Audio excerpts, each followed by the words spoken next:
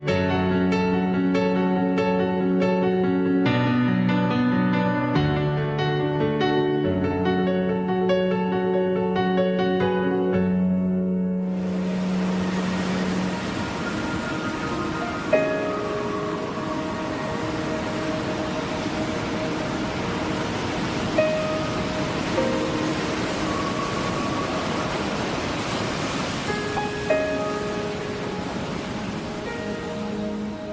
seeing people come back to more natural ways.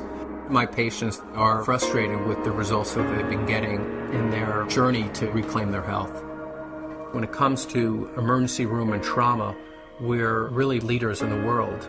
But when it comes to overall health, we're mostly managing our pain and suffering. There are definite medications, but they're not turning the condition around. They're allowing you to live as long as you can without that much pain and suffering. So people are forced to look for other ways to manage their health concerns. They're asking the question, is it possible for me to turn the clock back and go to the point in my life where I wasn't sick? It could be 5 years ago or 10 years ago, at that point where their bodies hadn't broken down yet. Well, the science world, not the medical world, is really pointing towards looking very deep in the body at the cellular level. And when you look at that level, you start to see that if the person is ever going to change their health, they have to address helping the smallest unit of their body get healthy again. Normal cells perform many functions essential to maintaining good health. They must be able to take in nutrition and eliminate waste or toxins. Normal cells must defend themselves from intruders like unfriendly bacteria, fungi, viruses, and free radicals, and repair the damage done by them. In addition, cells must work together as a team, communicating with other cells to achieve optimal organ and immune system function. Research has already proven our cells need certain essential nutrients, 26 different vitamins, 72 or more trace minerals, numerous fatty acids, and amino acids. Since our bodies don't produce these, we must get them from our diet. Recently, scientists have discovered that there are at least 8 sugars, called monosaccharides, that our cells also need for optimal function.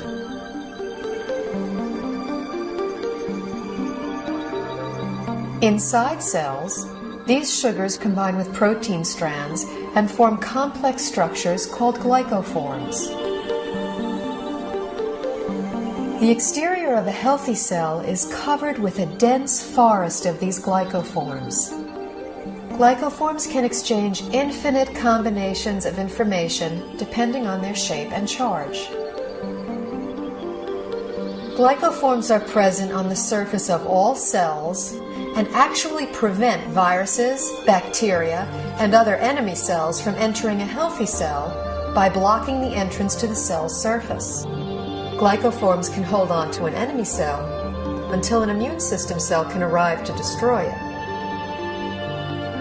Healthy immune system cells can also accurately identify normal cells and not interfere with their function. Cells covered with glycoforms enable clear and accurate cell-to-cell and system-to-system communication, creating an information superhighway within the body. Glycoforms play a vital role in every human physiological process: immune system response, tissue regeneration, cell replication, growth, and structural stability.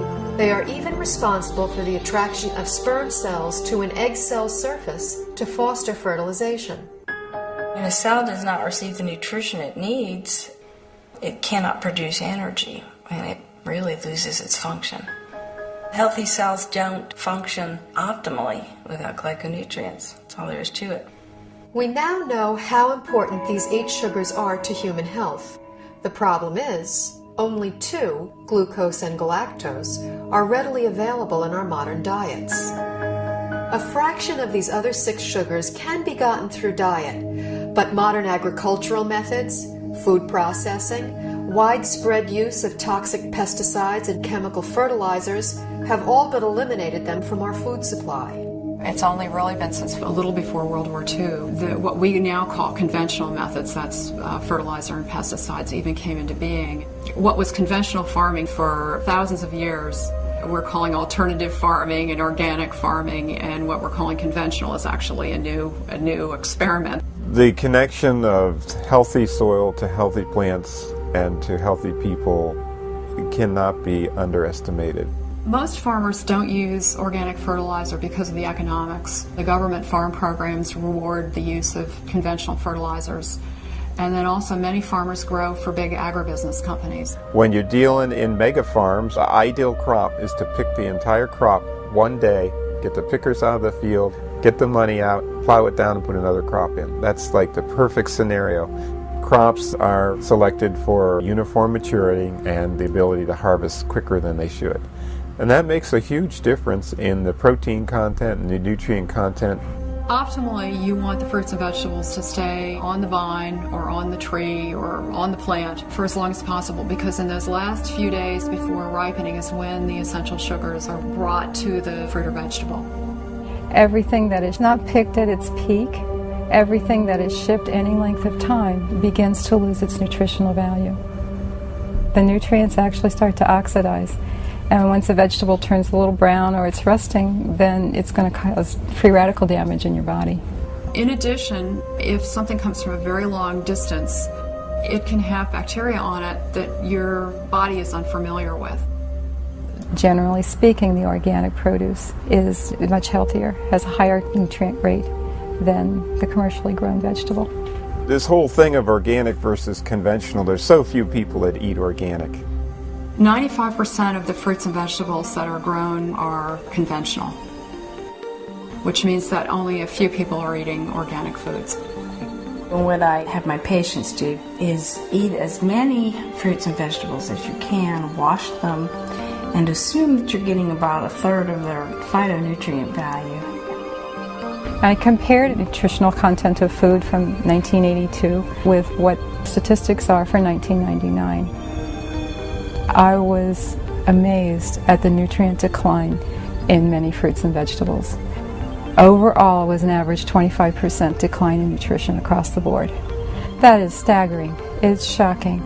If we are losing 25% of our nutritional content in 20 years, what are we going to have in 20 years from now and 20 years down the road? Pretty soon we're going to be eating water and a little fiber, and that's going to be it. The body, to an extent, can make glyconutrients. That's the job of the liver. However, that is an emergency mechanism, and we're making our own glyconutrients. It's basically a state of starvation. If you don't have enough of the right type of sugars, you have faulty processing. With the faulty processing, things can go wrong. Without vital sugars and a variety of other micronutrients, cells cannot create glycoforms. The result is a breakdown in cellular communication and immune system response. Depleted cells are unable to defend themselves effectively, so cell structures can be damaged and are not effective in healing and regenerating.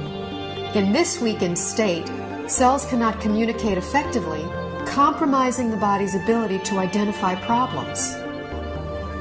They are also unable to destroy pathogens such as viruses, bacteria, and fungi, and cannot identify mutated cells so the immune system can eliminate them. For example, when a person suffers from an autoimmune disorder, their compromised immune system may respond inappropriately and treat altered normal cells as intruders and destroy them. It may allow mutated cells to proliferate, or the immune system may not respond at all, leaving the body extremely vulnerable to many types of infectious agents. Because they're not getting everything they need from their diet, people are doing one of two things. The first thing they do is nothing, and many people are ending up with chronic diseases, or they're getting sick more often. Their health is somehow degraded as a result. And other people are using supplements, including supplements of sugars. We need to eat the right foods to make the right structures to have optimal health. There's a break in the link here because we can't get that food anymore in today's modern diet. Therefore, there's a need to supplement with a type of nutrient called a glyconutrient. When I first learned about these glyconutrients, the concepts made sense to me, but I was very skeptical about using them. It seemed like there were a lot of people making claims that it could help with all different sorts of health conditions. And anytime I see that, I throw my hands up and I say, this can't be true. The big shift for me was seeing how many different countries were researching this. The University of Oxford have their own glycobiology institute where they were studying this as early as the late 1980s.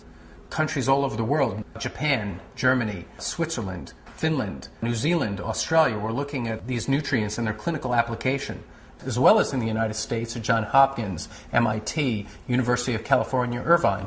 Once I realized how crucial these supplements are for human health, I felt compelled to offer them to my patients in my practice. When I started with the patients with the most serious health challenges that I wouldn't be able to help previously, the results that started coming in were amazing. We just started to see people gain their health back. I had a difficult time getting through the day. I had very low energy, and I was not in very good health. I started on a glyconutritional program big time. Now I don't have a pain in my body. I don't have any restrictions on my capabilities. I feel younger than I was at age 69, and I'll be 79 in a matter of days. Since the time I was 17, I was always on medication, and nothing was working. I just started to resign myself to being this sick adult.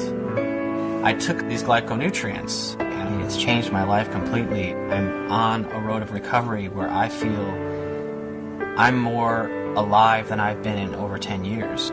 It was to the point where I prayed that if my pain doesn't go away, I just want to die.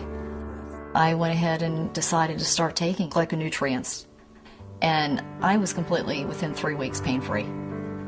I can do it all again. I feel like it's been given back to me, and that's what I'm thankful for. These type of results I've never seen before in my practice and were exciting to say the least. I believe somewhere in the next 10 to 20 years that this will be in the curriculum of all training because it gets results. I, as a physician, am real excited about that. And I think that physicians in general should be fascinated from a scientific standpoint.